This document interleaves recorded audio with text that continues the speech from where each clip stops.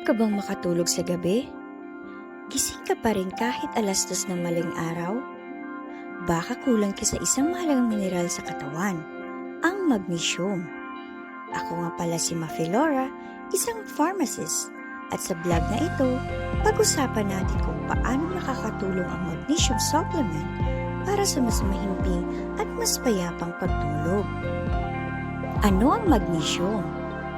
Ang magnesium ay isang mineral na kailangan ng katawan para gumana ng maayos ang muscles, nerves, at utak. Isa rin ito sa mga susi para makatulog ng maayos. Kapag kulang ka sa magnesium, mas madali kang ma-stress at makaramdam ng anxiety at mas madalas mapuyat.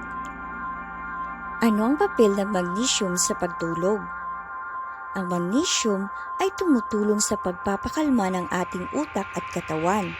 Isa ito sa mga mineral na nakakaapekto sa neurotransmitters gaya ng GABA o gamma-aminobutyric acid na responsable sa pagbibigay ng relaxing signals sa utak. Kung kulang ang magnesium, mas mataas ang tsansang makaranas tayo ng anxiety, muscle cramps, at poor sleep quality. Ano ang mga benepisyo ng magnesium supplement sa pagtulog? Una, mas mabilis na pagkatulog.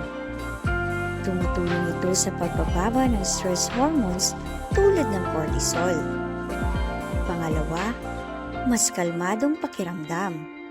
Dahil binabawasan ito ang pakiramdam ng pagkabahala o anxiety na madalas sanhi ng insomnia. Pangatlo, mas kaunting muscle cramps. Lalo na kung sa gabi, mainam ito sa mga taong nakakaranas ng restless legs o paninikip ng binti. At pang-apat, mas regular na sleep cycle. Dahil makakatulong ito sa pagkakaroon ng consistent na circadian rhythm o body clock. Ano ang uri ng magnesium ang pinaka-epektibo para sa tulog? Hindi lahat ng magnesium supplements ay pari-pareho. Narito ang ilan sa mga uri na mainam para sa pagtulog. Magnesium glycinate, kilala sa calming effect at mabisa para sa anxiety at insomnia. Magnesium citrate, may mild laxative effects pero maganda rin para sa relaxation. Magnesium threonate, makatulong sa brain health ngunit mas mahal. Gaano karaming magnesium ang dapat inumin? Para sa mga adults, sa kalalakihan ay 400 to 420 mg per day at sa kababaihan ay 310 to 320 mg per day. Pero kung iniinom ito bilang supplement, mas mainam na kumonsulta muna sa iyong doktor o pharmacist upang maiwasan ang labis na dosage na maaaring magdulot ng side effects gaya ng diarrhea o stomach upset. Mga karaniwang tanong. Number 1. Safe ba itong inumin araw-araw? Oo, kung sinusunod ang tamang dosage, iwasan ang sobra-sobrang pag-inom ng walang gabay ng profesional. Number 2. Kailan ang tamang oras para uminom ng magnesium? Mas mainam itong inumin 30 minuto hanggang 1 oras bago matulog para sa pinakamabisang epekto.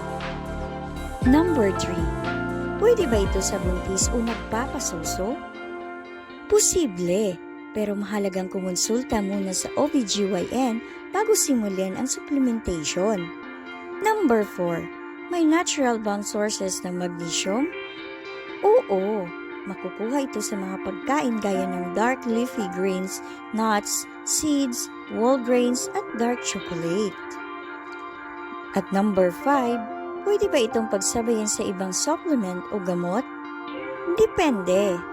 Maaring makakaapekto ito sa absorption ng ilang antibiotics o calcium supplements.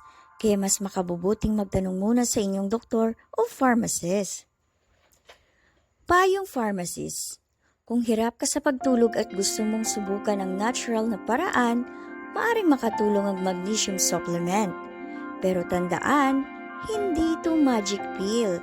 Mahalaga pa rin ang healthy lifestyle, tamang oras ng pagtulog at pag-iwas sa stress. Kung may nararamdaman kang kakaiba, huwag mayang magtanong sa inyong doktor o pharmacist. Sa huli, ang mahalaga ay kalidad ng iyong paghinga dahil dito nagsisimula ang magandang kalusugan.